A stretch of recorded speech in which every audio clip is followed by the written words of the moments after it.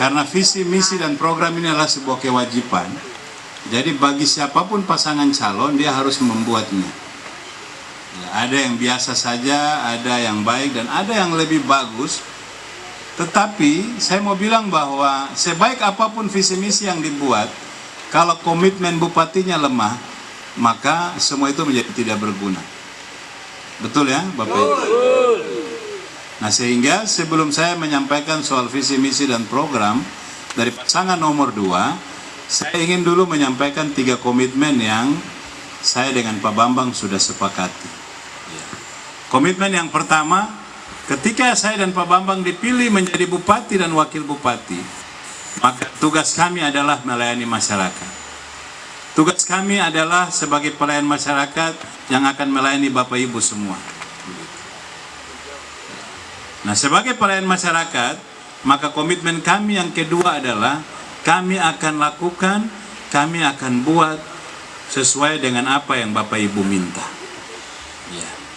Yang penting mintanya jangan banyak-banyak. Ya. Maksudnya kenapa saya bilang begitu? Dari pengalaman kita selama ini, kalau reses anggota DPR kita dapat aspirasi banyak sekali.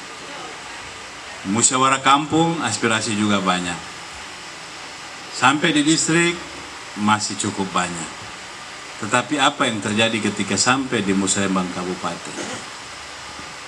Dari sekian banyak aspirasi, ada juga kampung yang dalam 1 tahun tidak satupun aspirasi mereka yang diakomodir. Beruntung ketika ada 1 atau 2 aspirasi.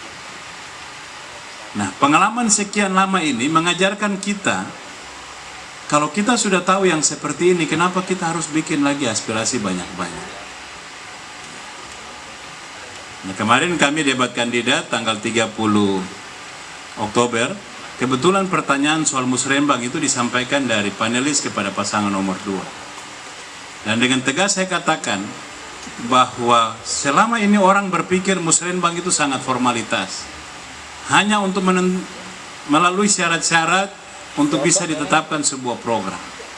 Tetapi untuk apa kita kerja lembur, kita rapat dari pagi sampai malam, dari malam sampai pagi.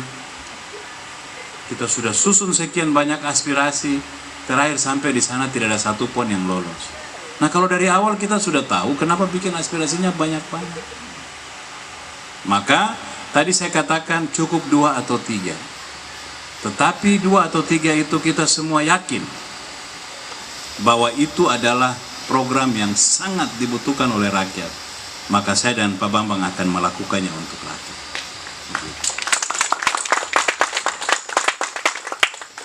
Nah, komitmen yang ketiga ini yang berat. Yang berat, tapi siapapun yang ingin menjadi bupati 2 periode, dia harus punya komitmen ini. Dan saya dengan Pak Bambang sudah niat sekali bahwa kami 2 akan menjadi pasangan tetap sampai dengan 10 tahun ke depan. Nah, komitmennya apa, Bapak Ibu? Kalau melihat dari pengalaman, ini kita bicara soal fakta politik Merauke. Ternyata politik Merauke dan orang Merauke telah membuktikan bahwa mereka memilih bupati dan wakil bupati pada periode kedua itu bukan karena dia bangun gedung-gedung yang tinggi, bukan karena dia kasih dana 500 juta satu kampung, bukan. Tetapi mereka memilih kembali, atau kenapa mereka tidak memilih kembali calon itu, rupanya sederhana sekali.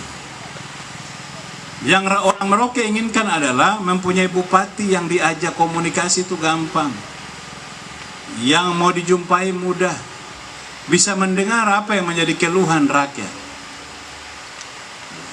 Tetapi dari 2 kali pilkada yang lalu, ternyata bupati yang bangunan gedung tinggi, yang kasih uang 500 juta satu kampung, ternyata kalah dalam pilkada berikutnya. Betul ya Bapak Ibu? Ini fakta yang bicara, bukan saya hanya menyampaikan saja. Yang kedua, pilkada kali ini kenapa bupati tidak bisa maju sebagai incumbent? Saya kira kuncinya sama. karena komunikasi yang buruk. Tidak ada lagi partai politik yang mau kasih dukungan kepada yang bersangkutan. Begitu. Maka saya dengan Pak Bambang sudah komit bahwa ketika dipilih, kami berdua akan memastikan komunikasi dengan rakyat itu kita akan jaga dengan sangat baik. Kita akan menciptakan satu sistem yang memberi ruang untuk Bapak Ibu bisa lebih mudah menjumpai bupati dan wakil bupati.